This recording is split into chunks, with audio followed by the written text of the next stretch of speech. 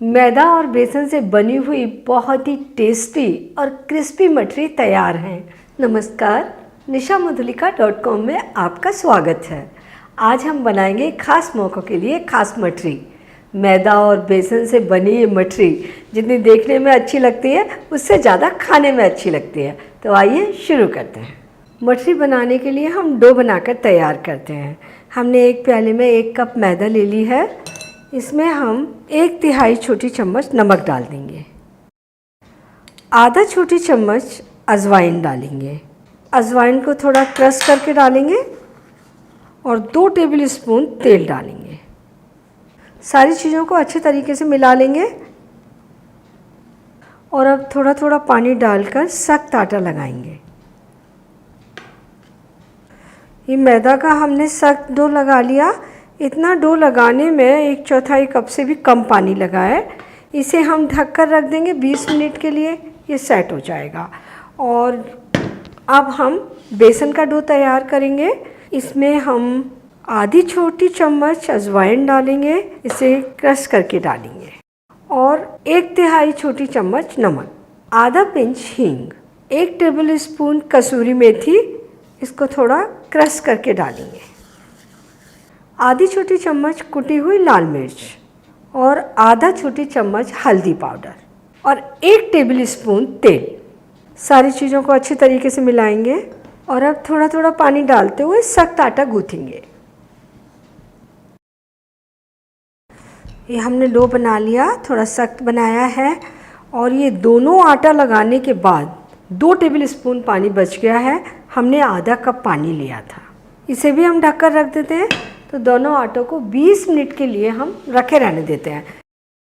20 minute हो गए हैं और हमारे डो सेट होकर तैयार हो गए हैं। पहले हम मैदा के डो को थोड़ा मसल कर स्मूथ बना लेते हैं और इसे गोल एक लोई का शेप दे देते हैं। अब हम इसे 2 पार्ट में डिवाइड कर लेंगे और 2 लोई बना लेंगे।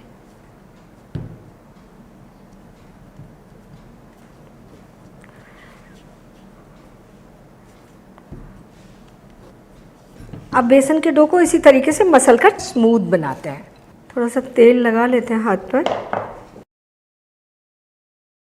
इसको भी हम इस तरीके से गोल लोई का शेप दे देंगे और 2 भागों में डिवाइड कर लेंगे। गोल करके लोइयां बना लेंगे।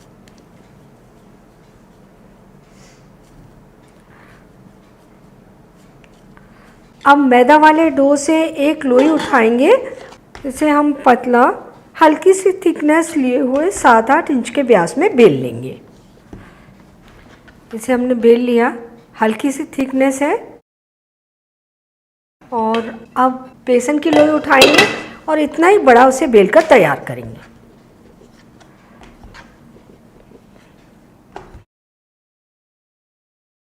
ये मैदा की पूरी हम नीचे रखेंगे और बेसन की पूरी ऊपर रख लेंगे इस तरीके से।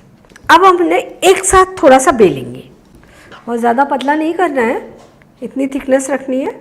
और अब इसे करेंगे रोल।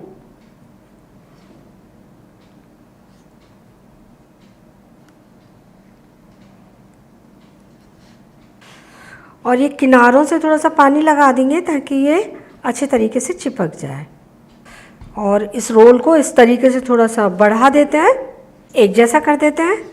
और अब आधा पौना सेंटीमीटर की थिकनेस में इसे हम काट लेंगे।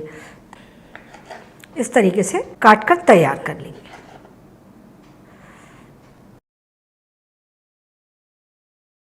अब इनको बेल कर थोड़ा सा पतला करेंगे। तो एक एक पीस उठाएंगे, इस तरीके से हाथ से दबा देंगे और इन्हें थोड़ा सा बेल लेंगे। हल्का मोटा रखेंगे, इस तरीके का बेल कर तैयार कर लेंगे। तो ये सारे पीसेस को हम बेल लेते हैं।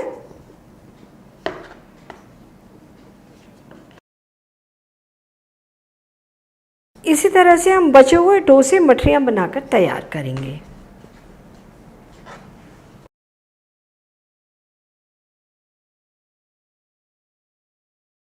ये हमने सारी मठरियाँ बनाकर तैयार कर ली।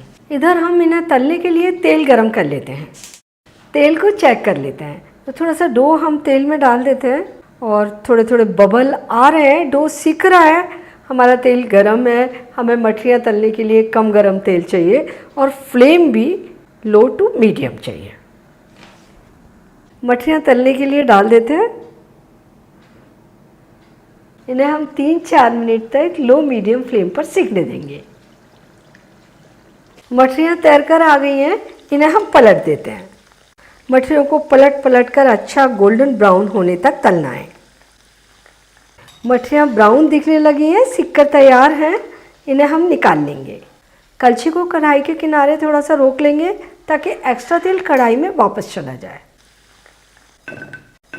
बची हुई मठरी भी इसी तरीके से तल लेंगे।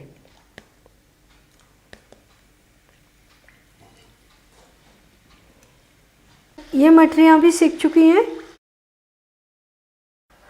सारी मठरियाँ हमने तलकर तैयार कर ली और एक बार की मठरी तलने में 10 से 12 मिनट लग जाते हैं। इतने डो से 30 से 32 मठरियाँ बनकर तैयार हो जाएंगी। मैदा और बेसन से बनी हुई बहुत ही टेस्टी और क्रिस्पी मठरी तैयार हैं।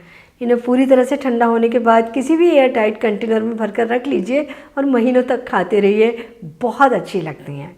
तो आप इन्हें बनाइए और अपने अनुभव मेरे साथ शेयर कीजिए और मुझे ये भी बताइए कि आपके लिए मुझे कौन सी नई रेसिपी बनानी है और मेरे चैनल को सब्सक्राइब ज़रूर कीजिए।